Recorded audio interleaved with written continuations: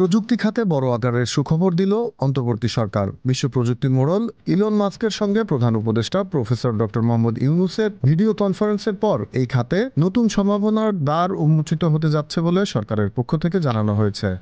বৃহস্পতিবার ওই ভিডিও বৈঠকে বাংলাদেশে স্টারলিংক স্যাটেলাইট ইন্টারনেট সেবা চালুর বিষয়ে বিস্তারিত আলোচনা হয়। এ সময় স্পেস এক্স, টেসলা এবং এক্সের মালিক ইলন মাস্ক এ বিষয়ে বাংলাদেশকে সহযোগিতার আশ্বাস দেন।